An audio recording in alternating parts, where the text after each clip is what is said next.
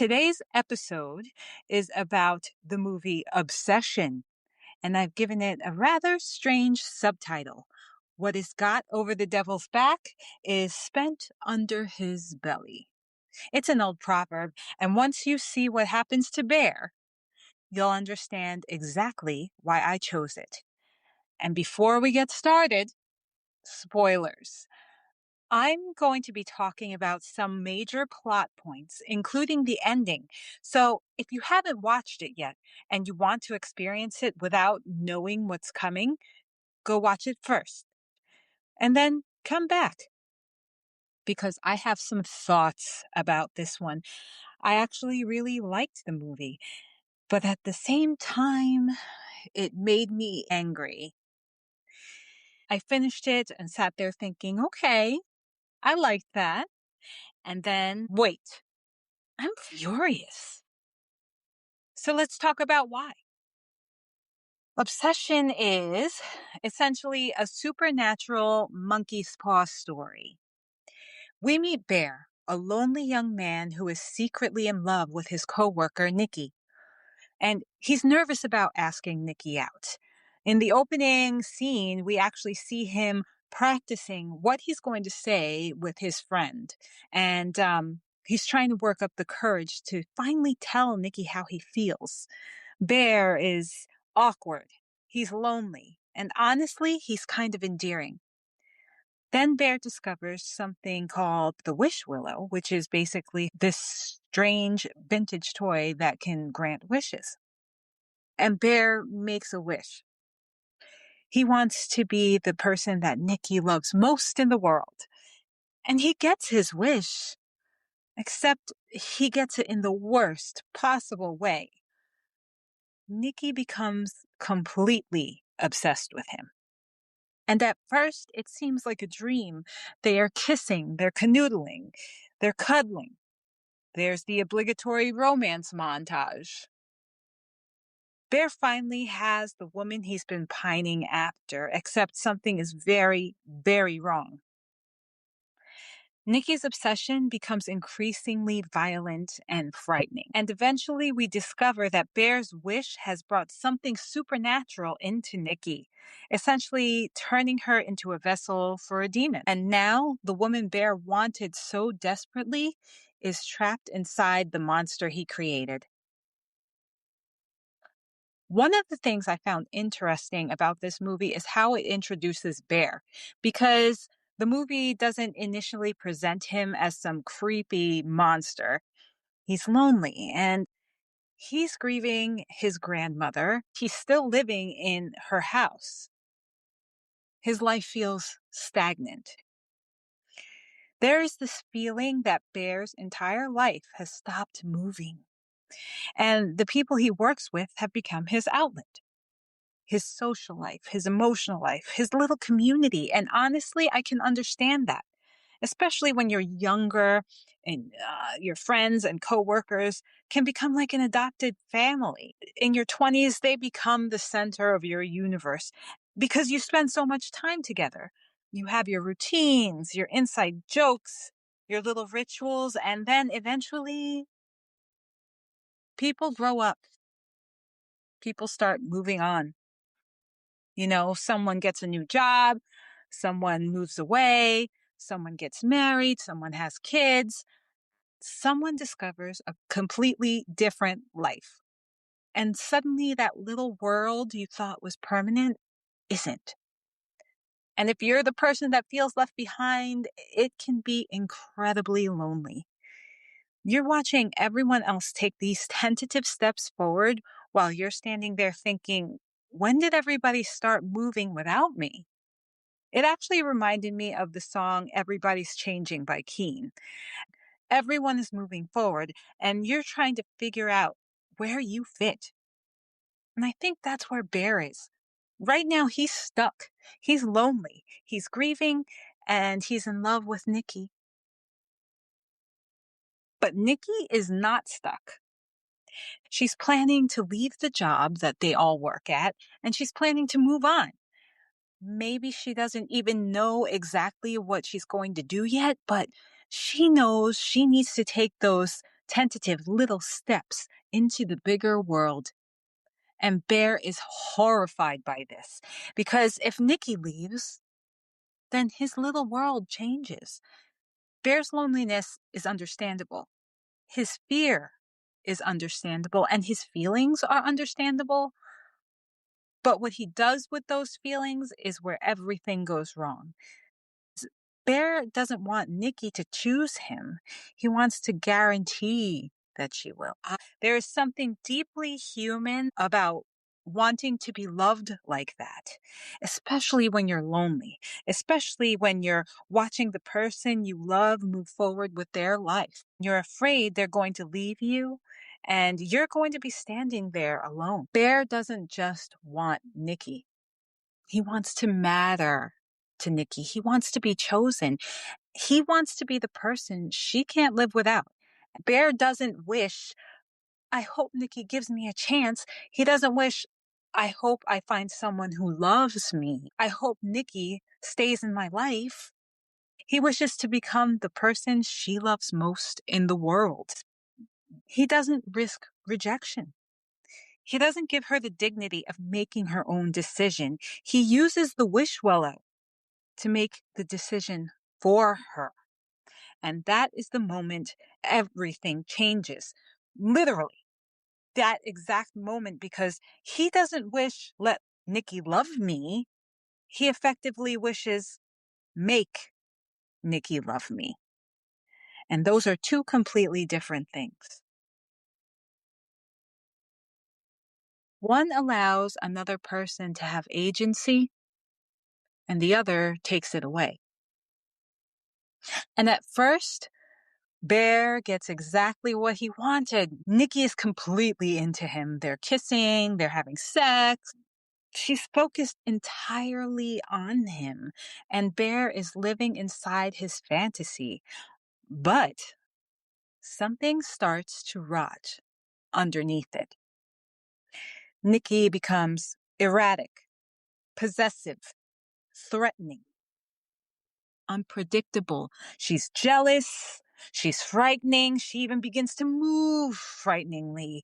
And eventually, she becomes murderous. She becomes this enormous weight around Bear's neck.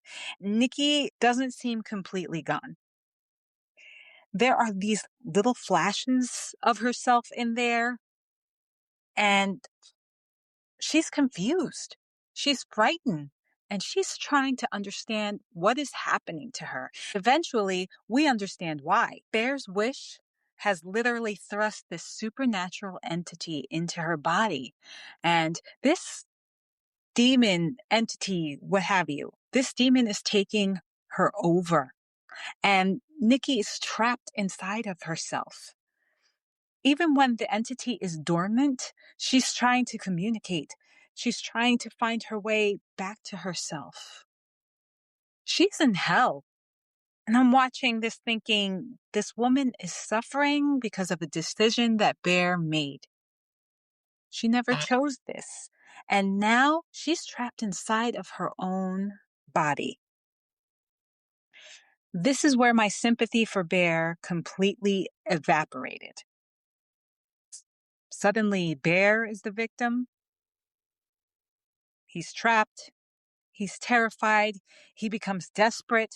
He's dealing with this violent, obsessive woman who's threatening him.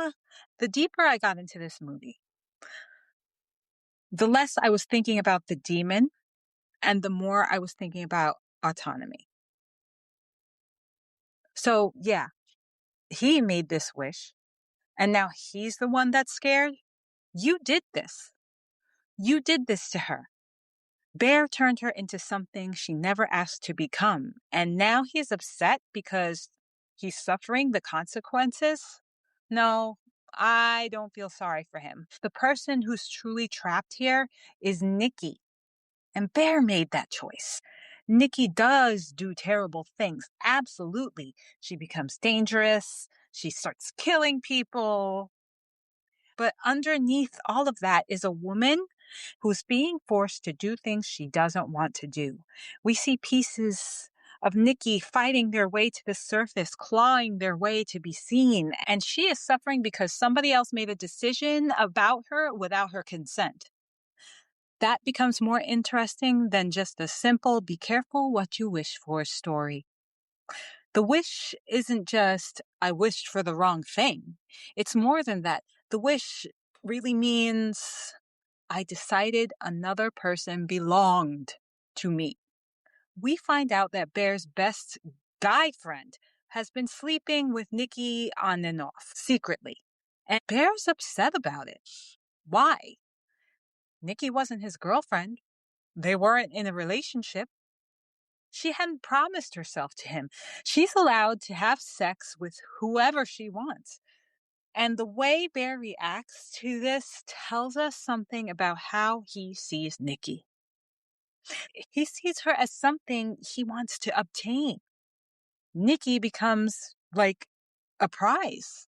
She becomes the goal, the thing at the end of a quest. Bear discovers that possessing the thing he wanted isn't the same as loving the person he wanted, because love requires another person to remain that person. You don't get to remove their agency and then call it love. That's not the result. This movie is absolutely a modern monkey's paw story. Be careful what you wish for. Bear gets exactly what he wants, but that love becomes horrifying because when love isn't freely given, what exactly is it? Eventually, Bear discovers that the only way to end the wish is for him to die. I think people could interpret the ending differently. You could look at Bear killing himself and say he sacrificed himself to save Nikki, but that's not how I saw it. I saw a selfish person who created an enormous problem and then found a way to escape it. Nikki is the one who has to live with what happened. Nikki is the one who was possessed. Nikki is the one who was trapped inside her own body. Nikki's the one who committed horrific acts while under supernatural control. And Nikki is the one eventually left alive. She wakes up and everyone around her is dead. Literally, there are dead bodies everywhere. And I'm thinking, oh my God, she's going to have to live with this. Who's going to believe her? Who's going to understand what happened? And on top of that, she's potentially going to be blamed for everything. Her life is ruined, and she didn't ask for any of it. She was simply trying to live her life. She was trying to grow. She was trying to move forward. And Bear couldn't accept that on some level. Obsession became much more than a horror movie for me because, yes, it's a story about a cursed wish, but I think there's another message underneath it. There's a particular kind of entitlement that can happen when a certain type of man feels that his desire for a woman should somehow give him a claim on her. He wants her, she doesn't reciprocate, he feels rejected, his pride is ruined, and suddenly the woman becomes responsible for his pain. She becomes the problem. She becomes the person who caused this anger. Meanwhile, she's the one that has to deal with the consequences. And that's Nikki. Bear couldn't accept that she was moving on. He couldn't accept that she might not choose him. When he broke that wish willow, he literally wished away her autonomy. And when that wish became a catastrophe, Bear became the victim all of a sudden. And Nikki, she's literally left standing alone in the wreckage. It's not the monster in these movies. It's the person who says, look what you made me do. Bear actually gets what he wanted. He discovers how terrifying that kind of love can be when the other person doesn't have the freedom to choose it. Love without choice isn't love. It's captivity. And that's the real horror of obsession. It's not just a simple be careful what you wish for, but be careful what you believe you are entitled to have. You don't get to dictate another person's love. You can hope for it. You can ask for it. You can risk rejection for it. You can spend your whole life looking for it, but the other person has to be free to say yes. The most meaningful part of being loved is that someone had the freedom not to love you and chose you anyway. And Nikki never had that choice.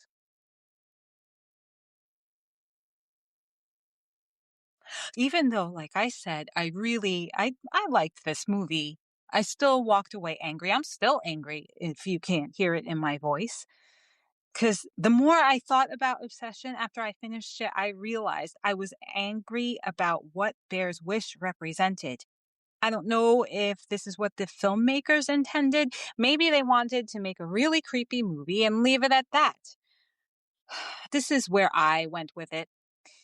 The real horror was the idea that someone could want you so badly that they would rather take away your freedom than risk hearing you say no. This has been Momster Mash. Come as you are, bring your shadows, and I'll see you next time. Good night.